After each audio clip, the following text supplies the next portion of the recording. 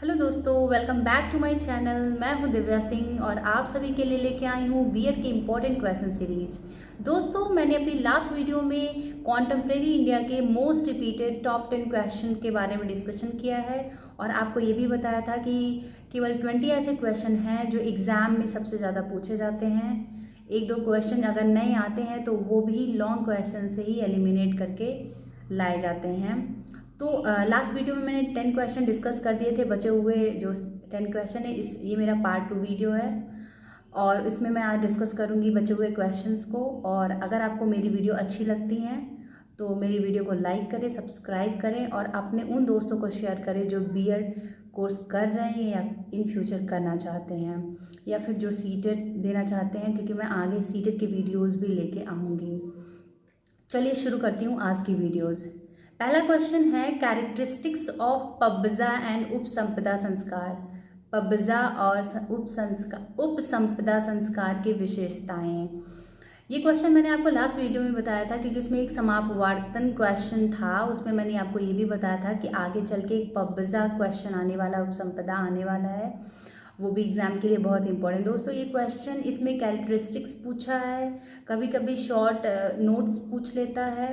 बस समझिए क्वेश्चन वही है, बस वो किसी किसी तरीके से टर्न करके क्वेश्चन पूछ लेते हैं। लॉन्ग में भी ये क्वेश्चन आता है 500 वर्ड्स में लिखने के लिए, लेकिन वहाँ पे क्वेश्चन में ऐसे आ जाता है कि पबजा और उपसंपदा में डिफरेंस बताइए, इनके बीच का अंतर बताइए, इस तरह के क्वेश्चन कर देते हैं। बट समहाउ क्वेश्चन वही होता है। बट ये क्वेश्चन ऐसा है जो लॉन्ग में आया है 2 से 3 बार आया है, शॉर्ट में भी आया है। शॉर्ट में तो आप देख रहे हैं 2018 2015 दोनों साल आया हुआ है।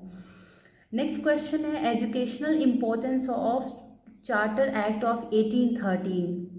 चार्टर एक्ट तो वैसे ही बहुत इम्पॉर्टेंट है, कॉन्टेम्प्रेरी इंडिया के ये इम्पॉर्टेंट टॉपिक्स में से एक है।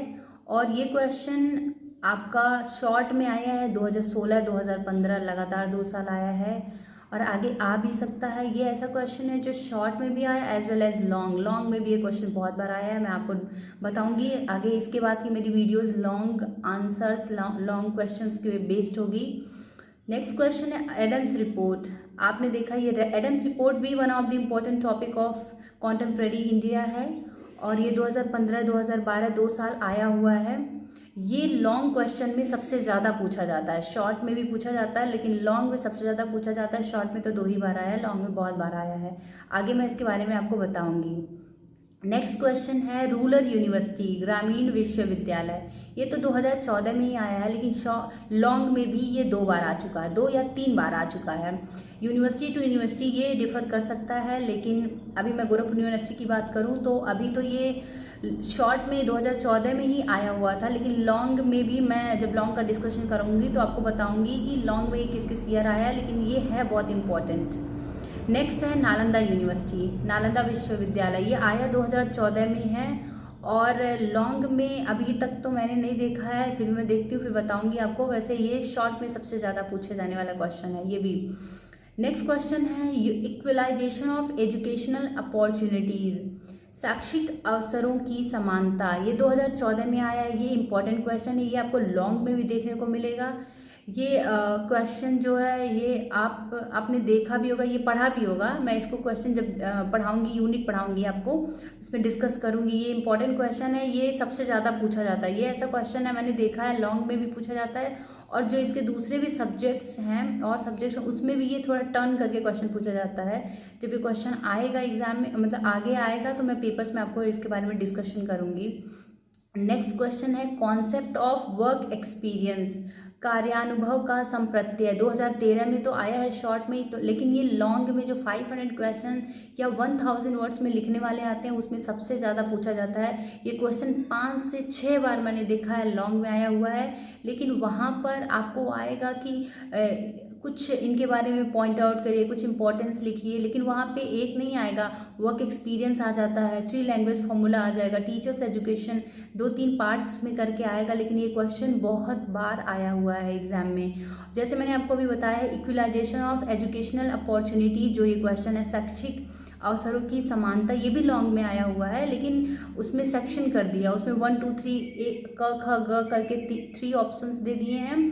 तीनों के बारे में आपको लिखना है। बहुत में आपको नवोदय विद्यालय लिख देगा, एक में, दूसरे में वर्क एक्सपीरियंस, कार्य अनुभव कर देगा, तीसरा कर देगा 3 लैंग्वेज फॉर्मूला, वो जो सबसे ज़्यादा पूछा जाता है।